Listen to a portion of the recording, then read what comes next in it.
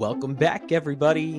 It's your host, Nathan Cabrera, and I'm back with another episode of our wonderful Trip Ups and Triumphs podcast. And I just want to thank everybody who has joined us so far. And if it's your first time listening, well, hello there.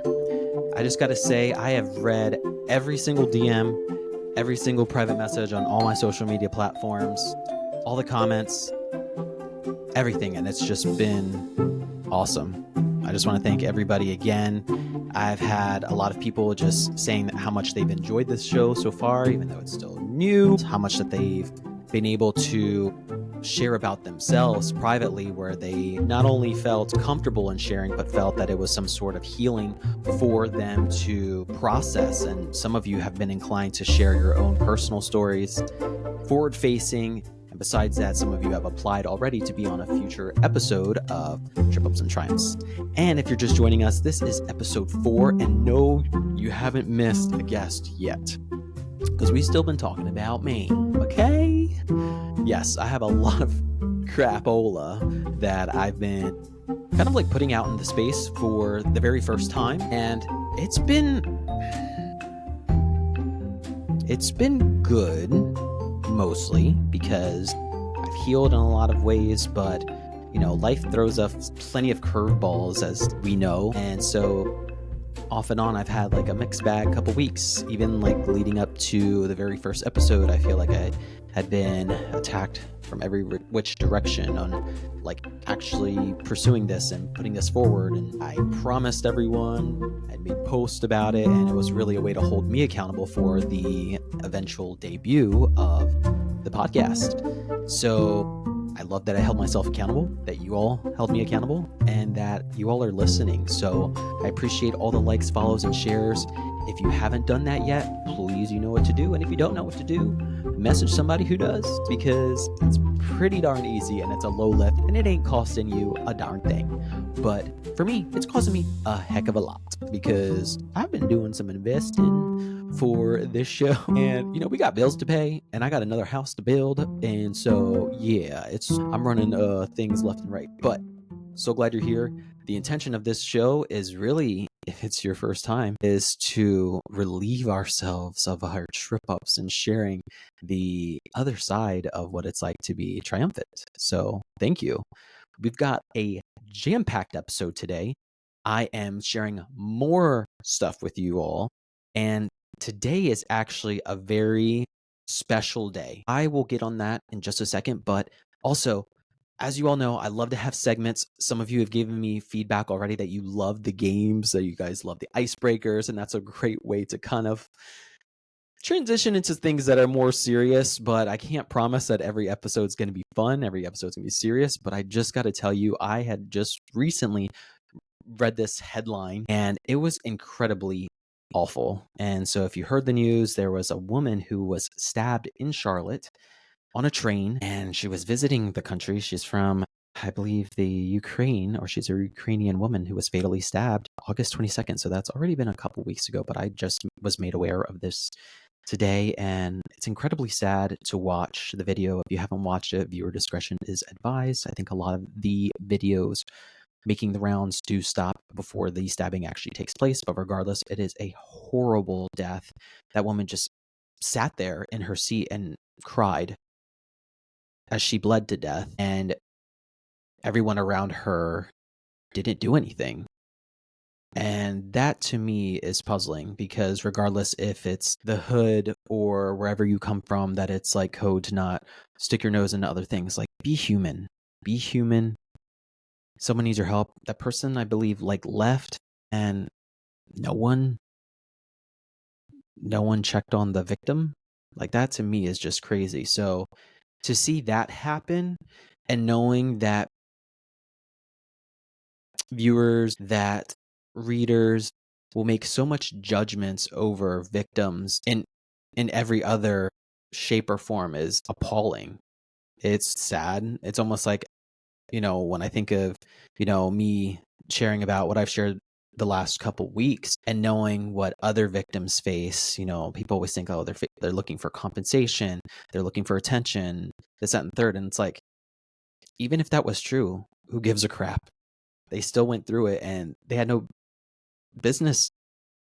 The perpetrators had no business doing that to them. So I don't care what you say.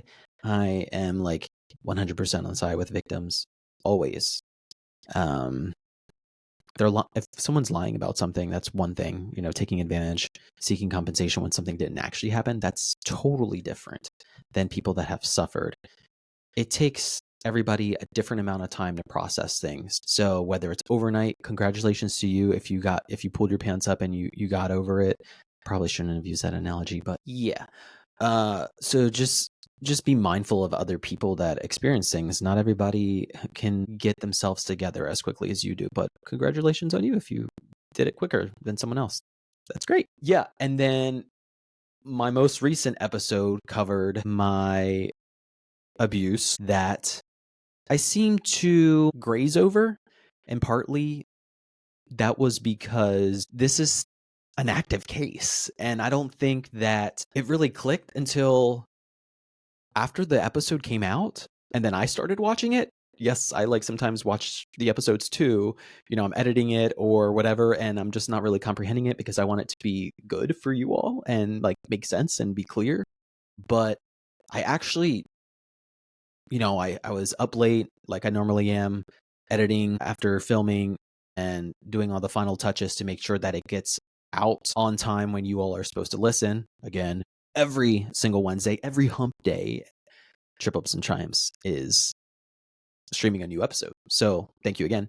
But it came out, and then I started to see the comments roll in, and I thought it was going to be okay, and I was. This was definitely a story that I had never put out there, partly because it was a long time ago. It was more secretive. I didn't really share these types of things with other people in my life, and knowing that it's kind of not over yet, it's not fully behind me yet, that I just never, you don't go around advertising these types of things to your friends and family, especially how it was after it actually happened 20 years ago. And I felt very alone, very confused, and felt like there was a lot of judgment and eyes on me, something's wrong, what's going on. Or everybody else was into their own thing, did they fail as either parent or guardian or adult supervisor. Anyhow, I'm just thinking about, I looked into the case. For one, my name has never been shared before. I willingly shared it myself. Let it just be between you and I. But I don't know if I'm doing anything wrong by sharing this stuff, and I don't think I am. I've been protected. I have private groups available too that are support groups to help you navigate through these situations and start the process of healing and getting past your funk so that you can experience your triumph too. So that's that. Secondly, I do make a habit of looking at my abuser's photo. And so when I was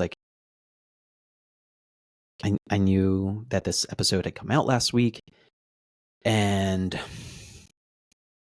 I just wanted to see what the update was. And lo and behold, there's updates. There's a call for hey, if there's more victims. And so I might just amplify some of that. Don't know how I feel about that. I'll probably put it in the comments of one more recent post. I always felt bad about reigniting this thing with that person, but it definitely was when I found out 10 years later, which is about 10 years ago now. Actually, I found out 8 years ago, but the incident happened. Another incident happened 10 years ago, 10 years later after me. So this person obviously is not ashamed of what they did. They're not regretting what they did. They did it again. Yeah, this is going to stop. And I've been severely impacted by this, regardless of anything else that has ever happened to my life prior or after. That incident scarred me. It made me perceive people that are supposed to protect me so much more different. I've developed anxiety. I've developed so many mixed feelings when it's come to confidence and identity and my trust towards people, questioning my own intelligence, my own abilities, my capabilities. It's mind-boggling how that season of my life could impact me for years to come. So, yeah, that's what I'll say about that. TBC, I'm going to put that away for now. But today is another special day. And here, I'm welcoming you to another freaking amazing episode of the Trip Ups and Triumphs podcast, y'all. Okay? Yeah, we ready. Welcome to the Trip Ups Triumphs podcast, where we keep it real about the setbacks, comebacks, and everything in between. As you all know, the Trip Ups and Triumphs podcast keeps it real about the highs and lows of life. And I, as your host, Nathan Cabrera, follow me on social media, dive into raw conversations about failures, comebacks, and the lessons that turn setbacks into success. So whether you're grinding through a challenge or celebrating a win, this show is here to remind you it is all a part of the journey of life. Expect real stories, unfiltered insights, as much as possible, right? And a few laughs along the way, right? I'm just a kidster. But tune in and get inspired to turn in your trip ups into triumphs. Y'all, I'm getting better at saying that. I promise. It's coming. So this is good. This is good. And I told y'all, every week, I don't care how I'm feeling. If I'm sick as a dog one episode, I'm going to be sick as a dog one episode. But yeah, today is a special day. It's interesting how things align and come together unplanned and just happen to be what it is. Don't know why I chose August 20th for one to debut my episode. It just sounded like a good date, and it gave me enough time, enough weeks to get some recordings, some equipment together, all that jazz. And today, for many of you that know me and have followed me for years, know that I went through a very big shift in my life. Today is the 18th year of my mother's murder, and I cannot believe it's been 18 freaking years. 18 years since I last saw my mom. Last time I hugged her, kissed her, had a unified home, even if it was dysfunctional. My siblings never lived together again after that. And yeah, my life has been pretty messed up. And it's like, how much more can I say about this? Because I've always made a memento in honor and remembrance of her. I started to work on a passion project years ago, stopped it, started it again during COVID, and still didn't release it, right? So I maybe need to watch episode 1 of my own podcast. But the documentary is still coming. For those of you that are fans of Nicki Minaj, I'm just going to put it out there. She's been wanting to put out an episode, a documentary for like 8 years. That hasn't come out. So, and for those of you that follow Grand Theft Auto 6, we've been waiting for that for how long?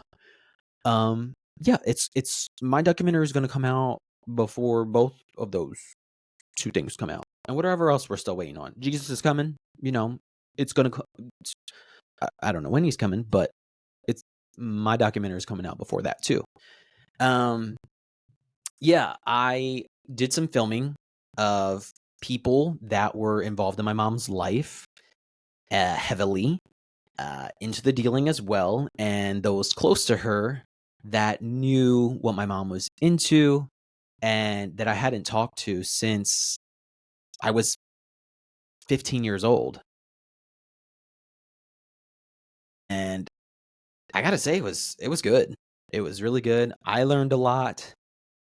I got real reactions from the people. And what I will say is I don't know that I got the real honest truth about everything from everybody. And perspectives are always different. Stories always change. And my gosh, that was such a long time ago. How could people's stories not completely match up? Despite how everything happened, you would think that people would remember, right? Like, I don't know, we're all watching like a lot of documentaries right now. Like I'm watching, so what are some documentaries that we're all watching? I've watched Unknown Number recently. I've also started watching Rom Con, which is like a continuation story on the Tinder swindler, the same woman that was the victim in that, is now helping assist other victims of swindlers, if you will, that are taking advantage of drying their bank accounts and setting them up essentially and moving on. So yeah, if you've got a favorite documentary right now, I am a huge fan. I know a lot of you are fans of true crime television too. This is not that podcast, but we can try. We can try a little bit. It's supposed to be an inspo, supposed to be a change. But I mean, there's some crime involved. Like, did y'all not hear the last couple episodes? We're gonna get into some things today too. But we only got so much time together. But yes, my mom was murdered at 29 years old, so I'm actually older than whatever she's ever had the chance to spend on this earth. And for years, I thought, honestly, like I was fine. I thought I did my grieving, and in a way, I kind of did. I went through my disbelief stage, depressionary stage, and anger, and thought I healed, but I didn't realize the impact that my mom had on my life. And just the pain that she went through, how a lot of that stuff I digested. I alluded to some of the things, and you'll be able to hear that in a future episode once I get into the studio with them, with my biological father, who we've had a pretty estranged relationship for a very long time. More on that later. But my mom suffered a lot. She suffered from multiple different kinds of abuses, especially abuses that I saw myself, which was domestic violence and beatings. And it's brutal. And she suffered like really bad. She was very emotional, at times very angry, but also that comes from a place of like hurt. Me and my mom had a very interesting relationship. And again, I'll reiterate, she was pregnant with me at 13. She was a child herself. And I cannot imagine growing up in life, especially as a single mother, with me, little old me, around and trying to make it. Like, life is hard enough. The economy is hard enough. Things might have been different back then, but no matter which way you look at it, raising a child is tough. Raising it alone is tougher. As a teen, yeah, we were not set up for success, whether it was her actions or not, right? But she endured a lot, suffered through plenty, and was exposed to a lot. Similar to myself, I was been exposed. I've been telling you stories from the time I was 3 years old. Like, that is from 3 to 12, prime developmental ages. At this point, the officer has been arrested. I went through a season after that of confusion, shame, and suicidal thoughts. And I don't like throwing that word out there, to speak it out there into the space, but it's a very real thing that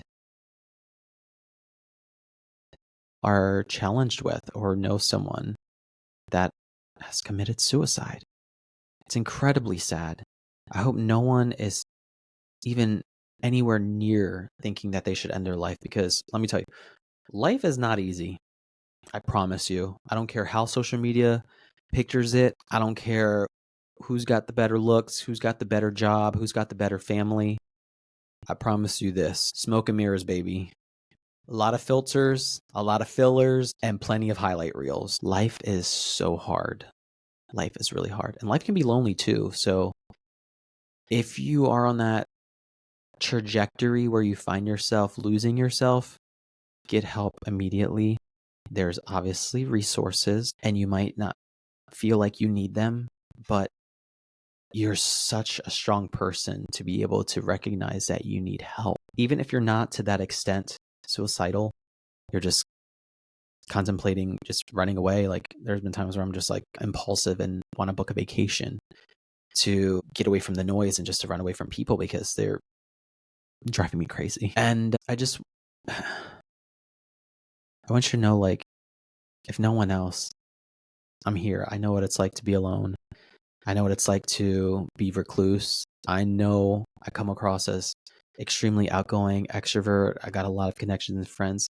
And in some ways, I am those things, but we don't all have a lot of friends. Like, if you have a ton of friends, maybe like your filter is a little too loose, your net is too wide. A lot of us don't have a lot of friends, and that's okay. You have a core of people that you can connect with and have deeper developed connections that establish a solid bond.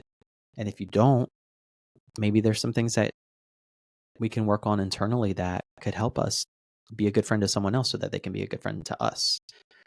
But that's not what this episode is about. And if you're interested in hearing about how to be a good friend, we'll cover that in a future episode, because I've had my challenges. I've had my seasons where I've had nobody to count on, nobody to call on. But we get through it. So yeah, I went through that suicidal stage. My mother and I's relationship really went downhill. I was trying to gain independence, trying to be a little bit more removed, just after suffering years of misunderstanding, abuse. I'm obviously a teenager, already an awkward stage, right? But I felt very unloved, very unattended to. I am the oldest of 4 siblings, bunch of deadbeat baby daddies. Sorry if that's changed now. Congratulations. Many boyfriends, many people coming into the house that were strangers, sleeping on the floor night and day. There's a lot going on. And my mother had to make do with making money by any means necessary. We had a house payment, we had bills, 4 kids, and a typical 9 to 5 is not going to pay for that. And if you're getting a 9 to 5, you're getting a reduction in those benefits. The math ain't mathin'. So you go to work and then get less benefits, whereas you can work less or under the table and still get those benefits to help feed, clothe, shelter your children's. And I know we all have opinions about welfare and things like that, but the welfare of a child, like, I didn't ask for that. Yes, it was a rough ride, and I'm thankful for those resources. As I've developed and gotten older, I have my own opinions about that. We can talk about that offline. But from my understanding and doing some of the interviews with some people, my mom wanted out so bad. No one grows up saying that they want to sell drugs to make a living. It's just how you make a living, especially in the streets, especially when that's what you know, especially when that's when you grew up around, right? Like, we easily could say, oh, they didn't have to do that. They could have done this, X, Y, and Z. Yes, that's probably true. But also, when you're growing up in that space and that's all you know, and that is the influence, sometimes you don't know your way out of that lifestyle. And truthfully, I didn't know how deep my mom was in this realm, in this game, but it came back to attack her, to bite her, and ultimately cost her her life. My mom was well respected in the scene. She started as a dancer, a stripper, however you want to call it. And then it changed to harder drugs and being able to deal them. And my mom was bilingual. She was a businesswoman. She was talented. Maybe that's where I get some of my skill sets from. And in that space, there's no distinguishing what a good friend is, who's trustworthy, who's not. You're always living on edge. I had no idea my mom had bodyguards. I had no idea my mom had arsenal. I had no idea that her connections ran so deep, and there was multiple empires, if you will, that were being aligned and established. And I'll be sure to share those videos with you all. You'll see a little trailer in my socials pinned into my Instagram. Nathan Cabrera is where you can find it. There is a short documentary. It's about 2 to 5 minutes long that showed some highlights of some of the interviews that I did with some of my mom's friends. But from what I know, from what I've understood it to be, my mom, Monday morning, September 10th, 2007, was shot, killed, and murdered in our own home when me and my siblings were asleep in our beds. Someone invaded our space. Someone came into our house, multiple people. One person claims the air conditioner was taken out, the window unit. It's on the first floor, easy to prop out. There's might be some fear for me, and maybe you want to do something if you use window units.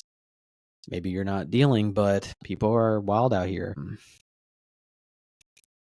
Came in, went downstairs, shot my mom in the head, one bullet, and left. But there was others. So one story is that one person climbed in through the window, unlocked the door, let the other guys in. They're trying to scope out the place. I think some people even said that they came upstairs, which is where our bedrooms were. I was knocked out. I had a window unit in my room, sound asleep. It's maybe 5 o'clock in the morning, 4 o'clock in the morning, 5:30, whatever, but early enough that everybody was still in bed and I wasn't up yet for school. And thank the Lord for protecting me, because had I been up, things could have been very different. Had we heard the commotion, things could have been very different.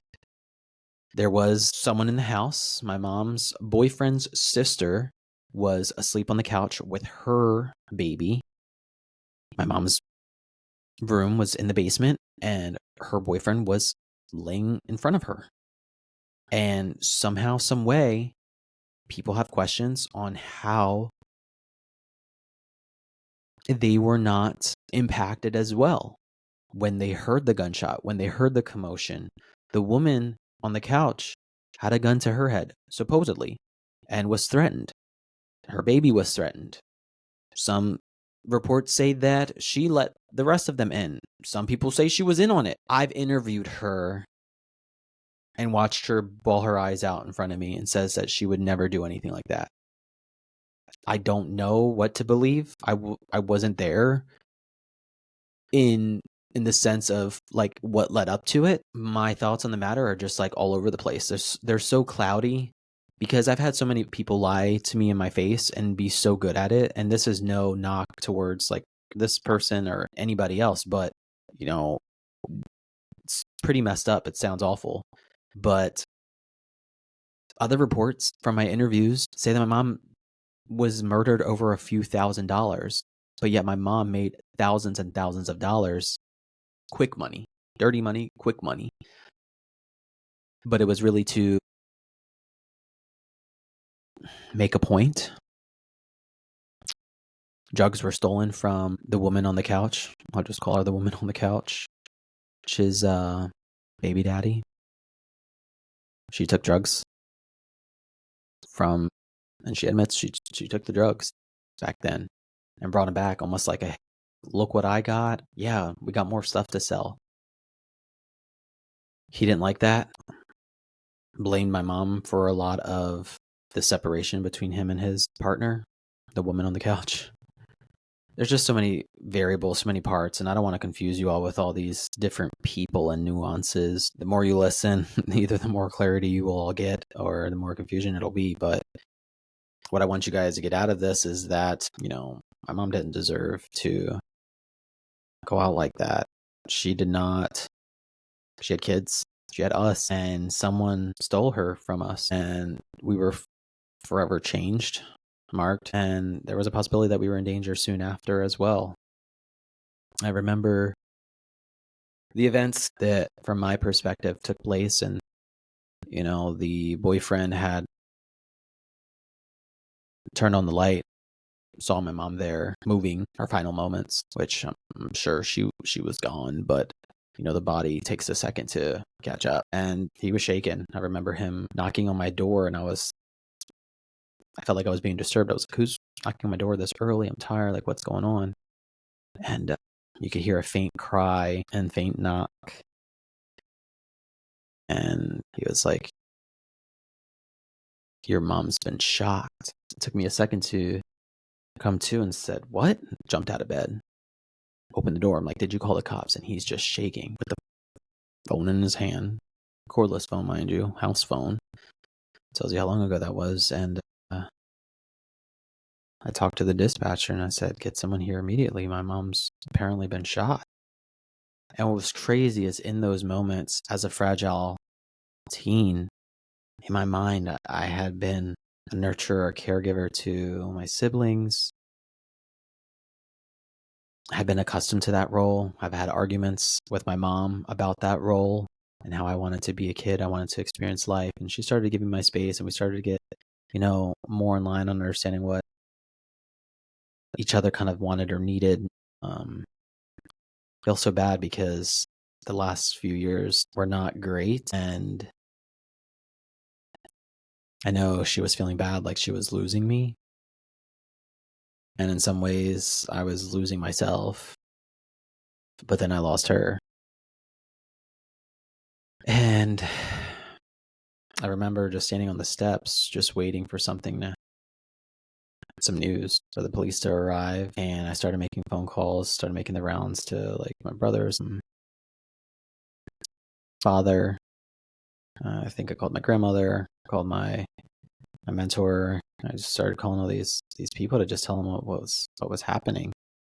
My grandmother lived in a different state. She lived in North Carolina at the time. She had just left a few years prior. That's when she left. My abuse with the other guys stopped, and all I could think about was like, wow, like, is my mom gonna have to be in a wheelchair for the rest of her life? Am I gonna have to take care of her too? Who's gonna take care of us? Who's gonna pay the bills? How's this gonna work? And I started thinking of all these things, and I truly did not understand or believe that my mom was gonna die. And so paramedics came, police came. Obviously, it was a crime scene. They realized it was. And I remember them coming back up from the steps in the basement, to my knowledge, to my recollection. And I know they're not supposed to announce that or deem that until the person is seen somewhere else by, doctors and whatnot. But it was evident that my mom had lost her life. And it's like I vaguely remember someone being in the dining room just saying, like, yeah, we try to see if, there was life in her, and she's gone. I don't know if I was on the phone at that point. I know at that point, like, everything, emotions just started to. My siblings, I have to interview them on what they heard and what they saw, because apparently there's some really cool stories about those two and what they seen and what they may have heard. But from my perspective, I heard that, and I ran outside. My mentor had actually showed up soon after, and I could see the sun like slowly making its way up, and I just ran out. I felt like I was in a movie. I just cried in his arms, and I looked at the sky, and I just said, she's gone, she's gone, she's dead. My mom's dead. She's gone. She's gone. Why? And just hysterical, losing it, losing myself, and super shaken up, frazzled, fragile. Was already at my wit's end. I was in high school at the time, trying to establish myself there. The important things for teens. And from then on, I was going to be known as the kid that lost his mom to murder. And it's a tough one to explain in life. At any gathering, any new people I meet that I establish like relationships or bonds with, every Mother's Day, it's a little bit different when your relative has been taken away in the way that they have been. Future dates, yeah, this is what it is. And obviously now time is definitely one thing that helps in the healing process, but you never get rid of that hole, in the sense of, like, I wish I could see her again. I wish she was back here. I wish she could see me doing good, that there was another way, and that I'm everything that you thought I was gonna be, and that you are proud of me, and I became someone, and I made it out. I did the things that you had hoped for and that you wanted for you.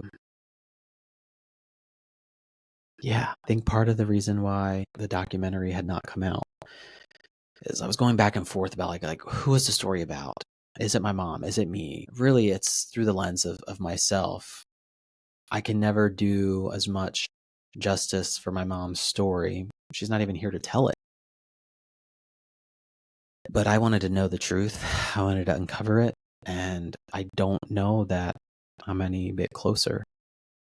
The perpetrators have been caught, the people that did it. One of them, serious gang member. This is all involved in like MS-13 as well. Very notorious gang. Very, how do you say, violent. Back in 2007, it wasn't really as common for this type of thing to happen as much as it happens now. And on top of that, a female, and then a female with kids. But my mom was very high rank, very well known, very well respected, but apparently so deep and was getting people very upset that were rivals in the opposition and wanted to make a statement. And they surely did. It shook up a family, and it has had a negative ripple effect on so many people. Our actions don't just impact us. Every move that we make, not to put us under a microscope, but yeah, our actions don't just hurt us. They hurt so many others too. And I'm really talking to myself too, or as well. Somewhere we have to draw the line, right? Hopefully that's a much further threshold, wanting to, because I commit suicide, commit murders, sell drugs. Yeah. It's a lot of people might do it, and it's not just people in the hood. It's a white collar crime too. A lot of people in addiction. It's like, how do I switch things up from here now? Because there's so much more to cover on this topic, but I want to be respectful of everyone's time. I'm still going through my timeline of events, and we'll hear a little bit more about the aftermath. I have other interviews lined up in regards to this situation. And also, I have a lot of really incredible people that are willing to come forward about their own challenges with domestic violence, with being the person that was violent, that was dealing, that was the alcoholic, that was the cheater, that did lose someone important. There's so many fantastic people that I've had the honor and privilege to meet, and so many more that are in store. And I just can't wait for you all to hear these beautiful people share their stories of their trip ups and triumphs. We've all been there. And in true Nathan fashion, I just want to let you know your comeback is around the corner. I promise you it is. I'm sorry that this episode was such a Debbie Downer. But you guys are troopers. To still be hanging out with me. Little old me. Yeah. This was a very impromptu episode. It's like it wasn't originally planned, but it just happened that way, that this day was a monumental day. And I just had to share a little bit about how important this day is to me, how important it is to my siblings and my family. We all have one of those days that leave a mark that not everybody else is celebrating or mourning, but out of 365 days, there's one that we are, and it might be on another holiday.